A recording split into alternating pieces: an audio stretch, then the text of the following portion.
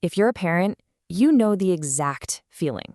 Your kid is spiraling into a full-blown meltdown, their breathing gets shallow, their fists are clenched, and honestly, you feel completely, utterly helpless. I mean, you've probably tried saying, just calm down, only to watch the whole situation escalate even further, right? Well, welcome to this explainer. Today, we're taking that feeling of helplessness and transforming it into actual action. We're going to dive into a highly practical, scientifically backed toolkit to help kids manage stress. And let me be clear right out of the gate, these aren't just cute little tricks, they are literal physiological interventions. So here's our roadmap for today. We're going to start with the science of calm, then we'll cover 3 specific tools: deep breathing, muscle relaxation, and guided imagery, before wrapping up with a really important look at why these are tools and not cures. All right, let's jump straight into section 1, the science of calm, or how we go about hacking the anxiety response. You know, telling a panicked child to use logic or to simply relax almost never works. Why? Because their brain has basically pulled the fire alarm, shutting down the logical centers and just flooding their body with stress hormones. To fix it, we have to hack the response physiologically. And we know for a fact this works because, well, the data tells us so. Just take a look at this number, 65. That represents 65 randomized controlled trials analyzed in a massive 2022 meta-analysis by Lohaus and colleagues.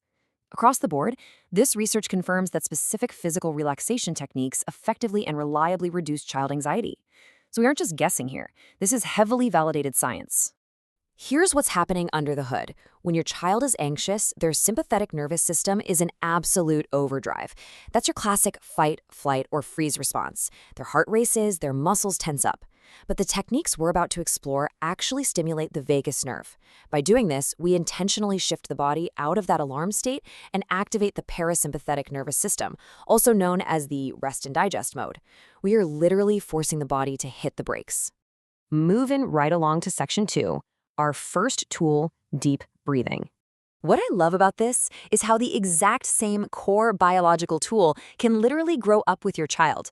For toddlers, you might use something playful, like bubble breathing or placing a stuffed animal on their belly. For school-aged kids, you want to introduce a bit more structure, like square breathing or having them trace their fingers. And for teenagers, we step it up to coherent breathing, aiming for about 5 to 6 breaths per minute. Let's look a little closer at how you actually do a couple of these. Now for the little ones, you really have to make it visual. The thing is, shallow chest breathing actually increases anxiety, so we desperately need them taking deep belly breaths. You can practice bubble breathing by having them blow imaginary bubbles super slowly. Or have them lie flat and place a teddy bear right on their stomach to give it a ride. As they breathe in, the bear goes up. As they breathe out, the bear goes down. It completely gamifies the biological hack, making it fun rather than a chore. Then for teens, the approach obviously has to mature. Think of it kind of like this hourglass. It's all about slowing things down. Research highlighted by Dr. Richard Brown shows that slowing breathing to exactly 5 or 6 full breaths a minute actually changes their brainwave patterns. The heart and lungs start working way more efficiently, delivering more oxygen to the body. It literally shifts the brain from sleepy delta waves over to healthy alpha waves, and that calms the exact parts of the brain they need to make good judgments and solve complex problems instead of just panicking. Okay, let's move into section 3. Tool 2, muscle relaxation. Just like with breathing, progressive muscle relaxation adapts based on your child's age. The core concept here, originally from Edmund Jacobson, is incredibly powerful. You literally cannot be physically relaxed and biologically panicked at the exact same time. It's impossible. So preschoolers need simple whole-body analogies. Tell them to make their body stiff and tight like a robot, and then go completely floppy like a wet noodle.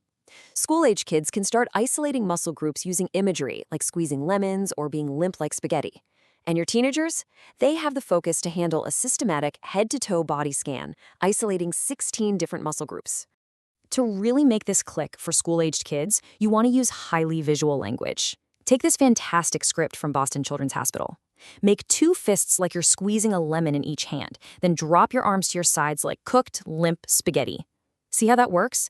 It makes the exercise completely physically intuitive for them. I mean, they know exactly how hard to squeeze a stubborn lemon, and they definitely know exactly how floppy cooked spaghetti is.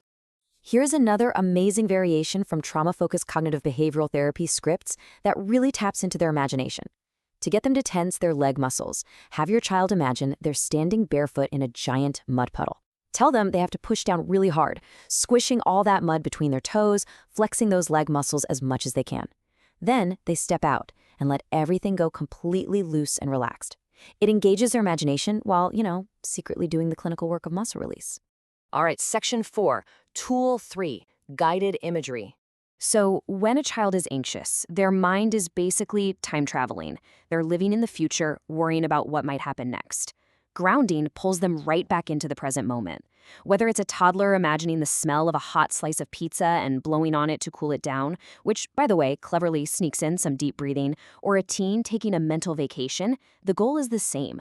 We are deliberately interrupting that cognitive anxiety spiral by giving their brain a very specific sensory task to focus on instead. For school-aged kids, this 5, 4, 3, 2, 1 countdown is an absolute lifesaver. It is such a fantastic, structured way to channel their sensory attention and relieve acute symptoms of being overwhelmed. When they're panicking, you just stop them and ask them to name out loud 5 things they can see in the room, 4 things they can physically feel right now, 3 things they hear, 2 they smell, and 1 they can taste. It demands so much cognitive processing power from their brain that it essentially short-circuits the panic attack. It's brilliant. Finally, let's look at section 5, tools, not cures. Now here is a really vital reality check for us. While these techniques are incredibly powerful, they are not magic wands. Relaxation is actually just one step within the proven cognitive behavioral therapy framework, right alongside restructuring negative thoughts and behavioral activation. Now, CBT is the gold standard for childhood anxiety, and it has decades of clinical trials backing it up. But relaxation alone doesn't cure an anxiety disorder. Rather, it plays a very specific supporting role. And that role is perfectly summarized right here. These techniques, the breathing, the muscle relaxation, the grounding, they are meant to bring a child's physiological arousal down to a manageable level. Why? So they can actually brave their fears through exposure. Think about it. The goal isn't to use a breathing exercise so your child can completely avoid the neighbor's dog they're terrified of. No, the goal is to use the exercise to calm their nervous system just enough so they can stand 10 feet away from the dog, realize they are safe, and eventually overcome that fear entirely. These are tools for building resilience, not tools for avoidance. Which leaves us with one final and pretty provocative question. Are you ready to practice these techniques with your child before they actually get anxious? Because let's be real, you cannot teach a child to swim while they are actively drowning. The absolute best time to practice teddy bear breathing or the lemon squeeze is tonight, right before bed, when they are perfectly calm and content. If you build that muscle memory now, these tools are going to be sharp and ready when those big emotions actually hit. So which technique are you going to try with them tonight?